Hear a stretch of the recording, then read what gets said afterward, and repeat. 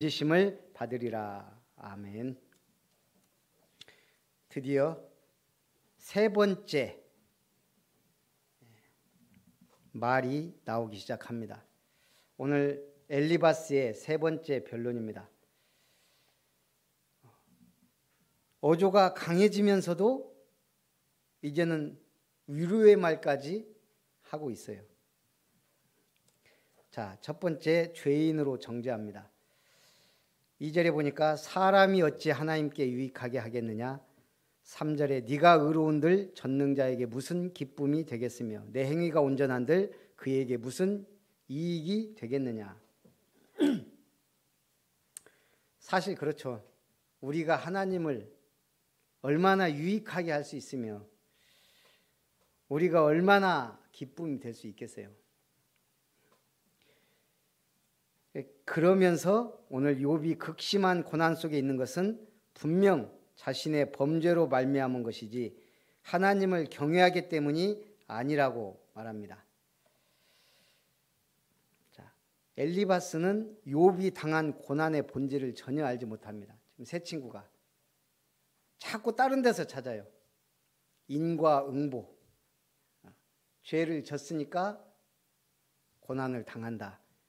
이 틀에 갇혀서 빠져나오질 못하는 거예요. 그래서 우리가 이 틀이 무섭습니다.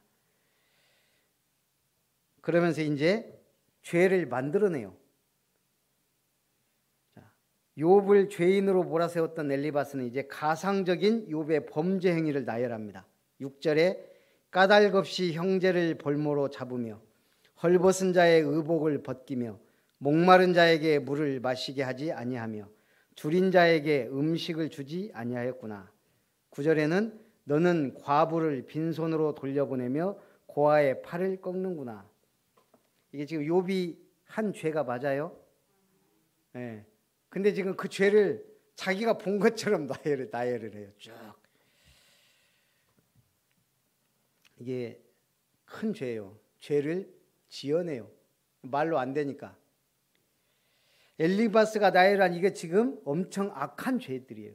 하나님이 하지 말라 한 죄들이에요. 근데 그걸 하나하나 자기가 본 것처럼 증인처럼 얘기하고 있어요. 욥이 자기 권세로 가난한 자의 재산을 빼앗으며 고아와 과부를 학대한다고 합니다. 한마디로 엘리바스의 욥에 대한 판단은 그게 자업자득일 것이라는 결론을 내리고 말을 하기 때문에 그래요. 욥은 어떤 사람이에요? 하나님이 인정한 의인이에요.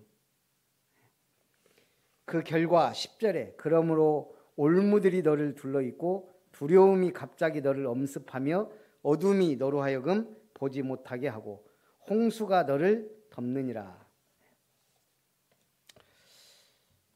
어쨌든 교회에 나와서 기도하고 제단에 엎드려서 기도해야 되겠다. 작은 차이지만 집에서 줌으로 할 수 있고 다 할 수 있지만 제가 그걸 갑자기 류 목사님 메시지에서 여리고 작전, 마가다락방 10일기도, 다니엘의 20일기도, 그 다음에 예수님이 40일 하나님 나라를 말씀하셨다. 그럼 40일 하면 되는데 6일 하고 하루 쉬고 10일 하고 20일 하고 하루 쉬고 40일 해야 되겠다는 마음이 갑자기 드는 거예요. 그래서 이제 기도를 했는데 지금 6일 끝나고 지금 하고 있잖아요. 뭔가 달라져요. 이게 경주가 군대 갔는데 몰랐거든요. 집사람 문자가 됐는데 지금 6월 달에 군대 갔더라고요. 기도라도 해주고 보낼걸. 요즘에 경주랑 이제 기도를 하면 좀 이게 저희 작은 형이 보통 사람이 아니에요. 한 번씩 연락이 안 되면 뭐 한 1년이고 몇 개월이고 본인이 하기 싫으면 안 해요. 그러더니 복염이 태어나고부터 얼굴 보지를 못했어요. 한 3년 됐나 지금 연락 끊긴 지가요. 이게 군산에 있는지 어디에 있는지 큰형한테 얘기해도 큰형하고도 이게 사이가 좀 틀어져 갖고 둘이 대화도 안 하고 형이 연락해야만 저한테 연락이 오는데 지금 한 달 전부터 집사람이 자꾸 저를 쑤시는 거예요. 실종 신고하라고. 저도 지금 걱정이 되더라고. 한 3년이 사람이 연락을 안 하니까 한 1, 2년은 안 하니까 그런데 제가 기도를 했더니 어저께인가 그저께인가 전화가 왔어요. 3년 만인가 전화가 왔어요. 그러더니 추석 때 보자는 거예요. 야, 기도하니까 참 실종된 사람이 전화가 오는구나. 그래서 저를 찾아보려고 순천 빛교회 검색을 해봤대요. 형이 내가 지금 개척한 지가 2013년에 개척해서 아름다운 그 이름을 바꿨는데 얼마나 정신이 없으면 어째 얼마나 감사해요. 저희 큰형은 저번에 가서 만났는데 아니 전화했더니 오지 말래요. 코로나라고. 그러더만 저한테 무인도 좀 알아봐 주래요. 이제 은퇴할 때가 얼마 남아갖고 은퇴하면 여기 전에부터 늘 그러더라고. 무인도 와서 산다고. 사람들이 지긋지긋하대요. 보통 정신 문제 있는 게 아니에요. 우리 집안이. 하나님이 참 나 같은 사람을 목사로 만들어갖고 우리 집안에서. 그래서 어쨌든 기도하니까 뭐가 이렇게 공기가 달라져요. 그냥 하는 거하고 정해놓고 하는 거하고 좀 다른 것 같아요. 그래서 6일, 10일, 20일, 40일 하니까 76일이에요. 근데 원래 다니엘의 기도가 21일이거든요. 딱 77일. 하나 고민이 원래 일요일도 계속 해야 되거든요. 차라리 집사람은 일요일 쉬고 하루 쉬지 말고 계속 하자. 그러니까 일요일 날 하려고 하면 이게 보통 복잡한 게 아니고 힘들어요. 그래서 원래는 좀 중직자들하고 상응하고 하려다가 중직자들 별로 참석도 안 하는데 제가 그냥 일요일은 쉬고 계속 쉬지 않고 77일 하기로. 그래서 어쨌든 하나님이 의인과 악인을 분명히 보신다는 얘기예요. 그러면서 엘리바스는 지극히 높으신 하나님이심을 언급한 후에 욥의 말을 비난합니다.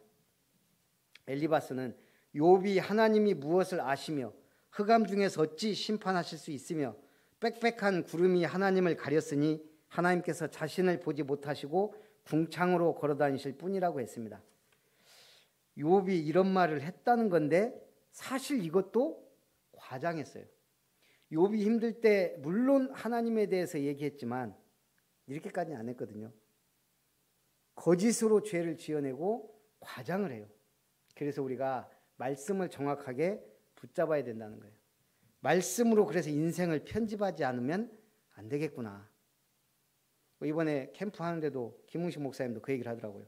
처음에 편집 얘기하길래 아이고 또 똑같은 얘기를 단어만 바꾸셔갖고 하는가 하면서 편집이란 말은 좀 우리가 듣기에도 그냥 말씀 정리하라 하면 되는데 굳이 편집이란 말을 썼을까 했는데 계속 붙잡고 기도하고 말씀 붙잡아 보니까 편집이란 단어가 굉장히 맞고 중요해요. 예를 들면 우리가 산에서 그냥 소나무 자라는 거 그거 갖다가 심어 놓으면은 그렇게 큰 값어치가 안 돼요. 근데 그걸 장인이 분재사가 탁 자르고 구부리고 해서 멋을 내고 이쁜 화분에 딱 담으면 작품이 되고 값어치가 엄청나요. 우리가 비단잉어 하나도 굉장히 색깔 곱고 이런 거를 잘 선별해서 잘 기르면 수억 원의 가치가 돼요. 내 인생을 말씀으로 편집해서 하나님 앞에 가치 있는 사람이 되라는 거예요.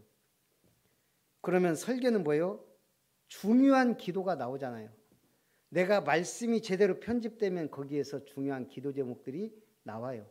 그게 설계예요. 그러면 그 속에서 우리가 오고 가고 만나는 모든 게 현장이에요. 내 직장도 산업도 가정도 그 전도 현장으로 보여요. 그러면 디자인이 되기 시작해요.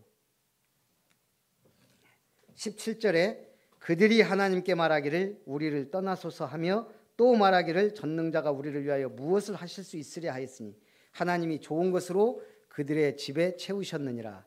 악인의 계획은 나에게서 머니라.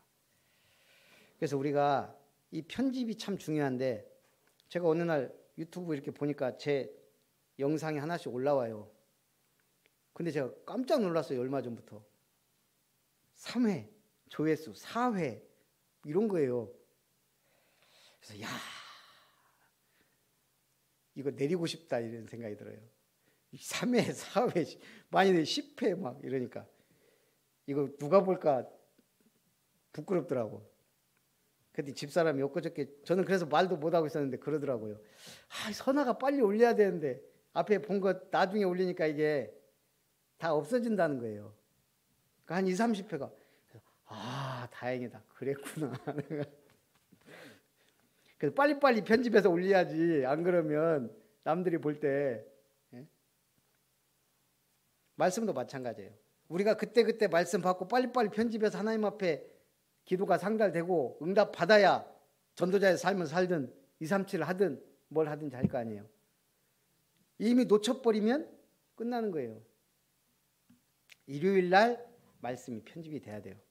월화 수목 금토 쫙 말씀이 나와야 그거 붙잡고 기도하면서 응답을 받죠. 자, 악인은 선보다 악을 사랑하여 의를 말함보다는 거짓을 말합니다. 죄의 길을 걷는 자는 영적 소경이 됩니다. 하나님을 떠나기를 원하는 인간은 하나님보다 더 의지할 대상을 찾는 모습을 통해 하나님을 거부합니다. 오늘 성경에 하나님을 떠나기를 원하는 자에 대해서 나오죠. 자, 하나님과의 관계에서 몇 가지 변화가 일어납니다. 하나님과의 관계가 멀어지면 말씀을 들어도 이게 진리의 말씀이구나, 영적 사실로 받지 않고 감상적으로, 감정적으로 듣게 돼요.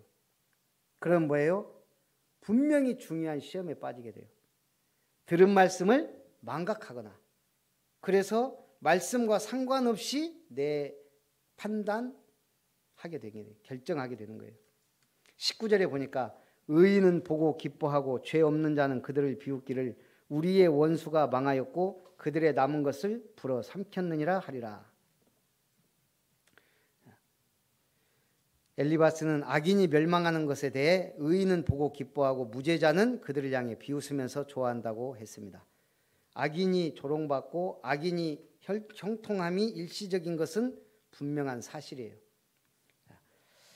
그래서 성경에서 그릇된 자리에 우리는 얼마든지 크게 믿음을 가지고 가다가도 그릇된 자리로 갈 수가 있어요. 그 예를 세 가지만 들어보면, 첫째, 낙심의 나무 아래 있는 성도. 누굴까요? 절망의 나무 아래서 죽기를 구했던 위대한 선지자 엘리야예요. 엘리야가 얼마나 대단해요? 바알과 아세라 선지자 850명하고 싸웠어요. 한마디로 위대한 승리예요. 하늘에서 불이 내려서 하나님의 종인 걸 전 세계가, 모든 이스라엘이 다 알게 만들었어요. 근데 악녀는 악녀예요. 이세벨이 그 소식을 듣자마자 뭐라 그래요? 그 모가지가 남아있으면 신들이 되게 벌을 내리길 원한다. 그러면서 엘리야 잡아들여라, 방을 붙인 거예요. 엘리야가 그 말을 듣고 낙심해서 도망다니다가 간 곳이 로뎀나무 아래서, 그게 절망의 나무 아래 죽기를 구하잖아요. 물론 사명의 산 호렙산에서 사명을 회복하지만 우리는 살다 보면 그럴 수가 있단 말이에요. 절망의 나무, 낙심의 나무 아래 있을 때 그건 현장이에요. 어디로 가야 돼요? 사명의 산, 교회로 오면 되는 거예요. 끝나는 거예요. 교회 와서 무릎 꿇고 기도하면 끝나요. 근데 그게 이제 좀 우리가 결단할 때 더 효과가 확실하다 이거죠. 둘째, 나태의 옥상에 있는 성도. 누구예요? 옥상에서 한가롭게 거닐다가 유혹에 빠진 사람, 다윗. 지금 군사들은 전쟁 중인데 한가롭게 옥상 거닐다 보니까 아름다운 여인이 목욕하는 걸 보고 저질러서는 안 될 죄를 저질러요. 그리고 그 남편 우리야를 전쟁터에서 죽게 만들어요. 살인한 거예요. 우리야가 어떤 사람이에요? 다윗의 30용사 중에 한 명이에요. 햇사람 우리야. 그런 충신을 죽이면서 죄를 범해요. 물론 그것 때문에 눈물로 침상을 띄우고 뭐 기도를 하면서 더 한 걸음 믿음의 사람이 되지만 우리는 한순간 나태와 안일의 옥상에서 방황할 수가 있다는 얘기예요. 그래서 누가 말하기를 한가한 머리는 마귀의 작업장이다. 그래서 우리는 한가하면 안 돼요. 나태하면 안 돼요. 계속 바빠야 돼요. 그러니까 제 요즘 기도 중에 하나가 좀 바쁘게 해달라고 기도하고 있다니까요. 셋째, 의심의 감방에 들어간 성도. 이건 여러분이 못 맞힐 거니까. 세례 요한. 세례 요한이 누굽니까? 나시린. 그리스도를 저분이 그리스도다고 얘기해야 되는 위대한 선지자예요. 거기다가 그리스도에게 세례를 베푸는 마지막 제사장이에요. 그런 세례 요한이 사역하다가 왕에게 밉보여서 감옥에 들어가요.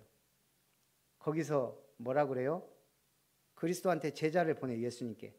그리고 오실 그이가 당신이 오니까 아니면 우리가 다른 사람을 기다려야 됩니까? 이건 확신 있는 사람이 아니에요.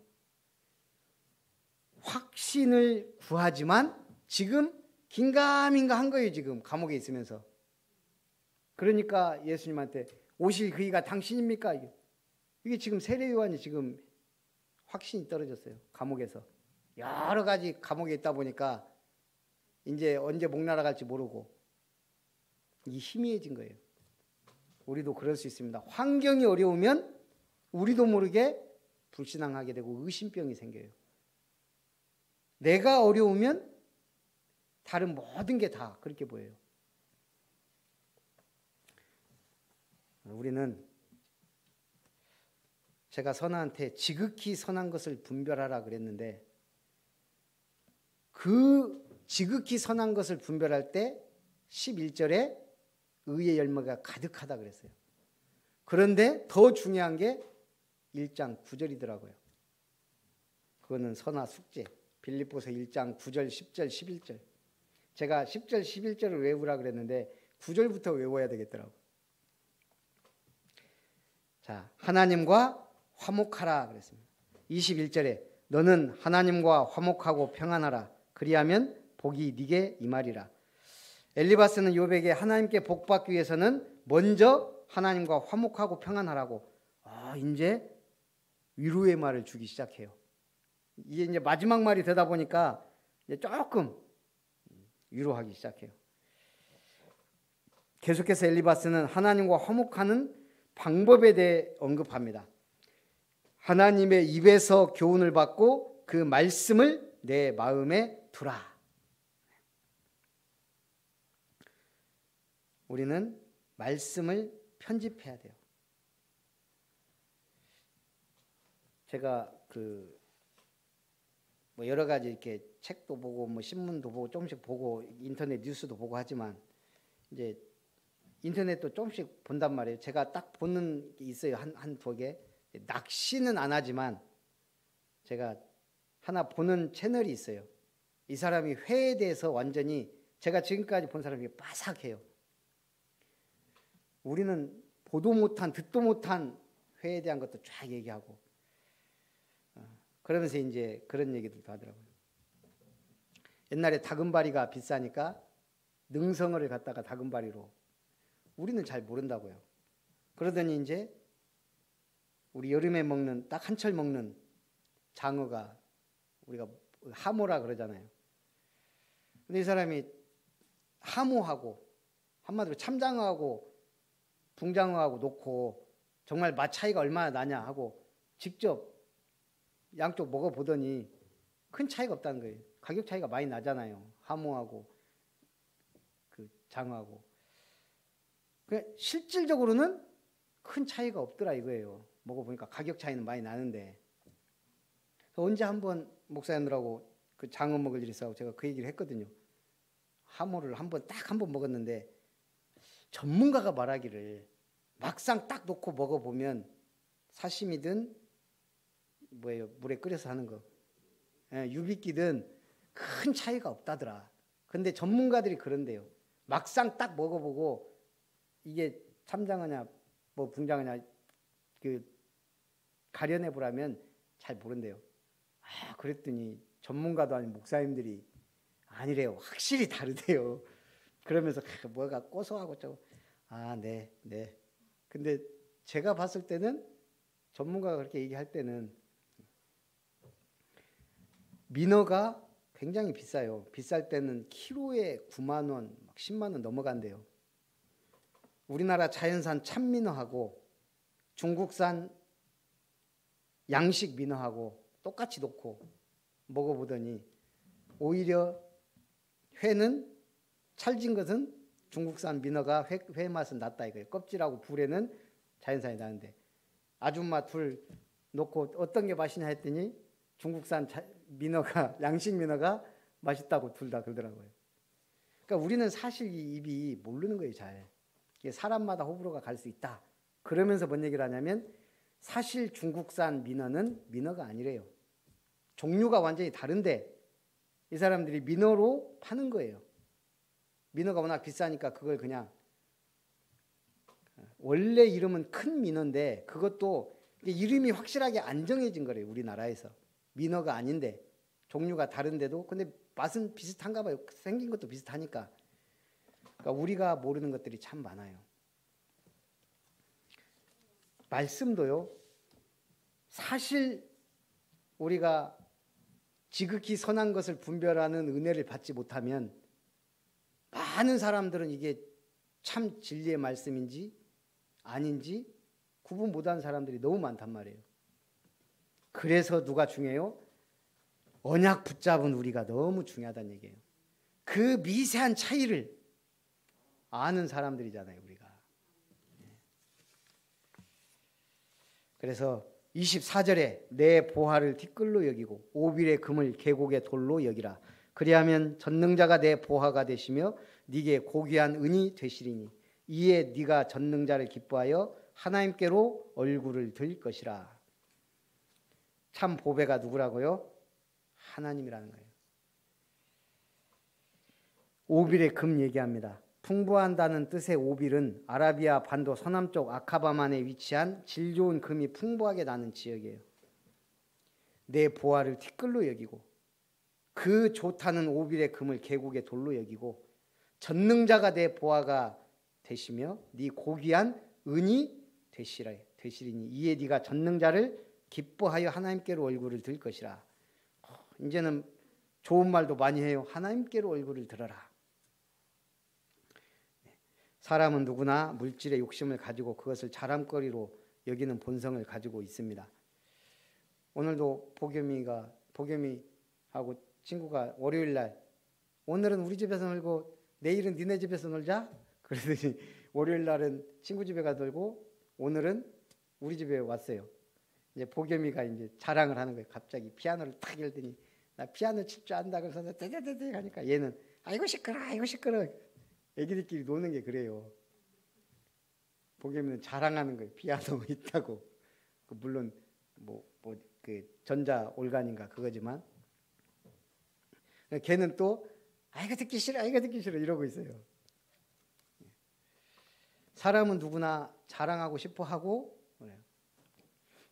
그래서 제가 그랬어요. 집사람이 나중에 와갖고 복겸아 잘난 차면 친구들이 다 싫어해. 왜?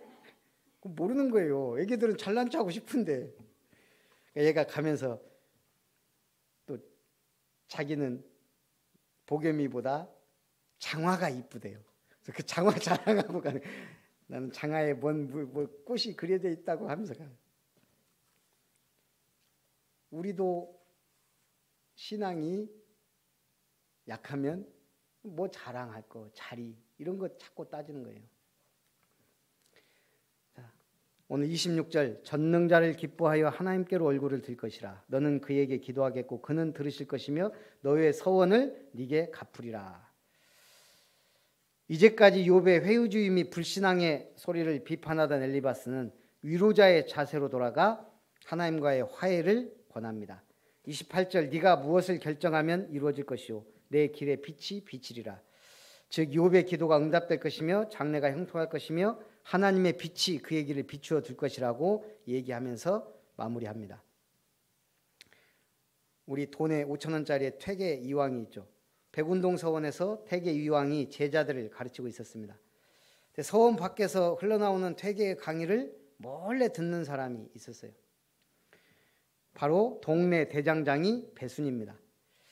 퇴계 이왕이 동네 대장장이 배순이 몰래 듣는 걸 알고 어느 날 부른 거예요. 오늘 강의한 거를 알아듣겠냐. 그러니까 이 배순이 잘은 모르지만 도라는 것은 머리로 아는 것보다 가슴으로 즐기라는 뜻 아닙니까? 이 퇴계가 비록 미천한 신분이지만 그를 제자로 삼았다 그래요.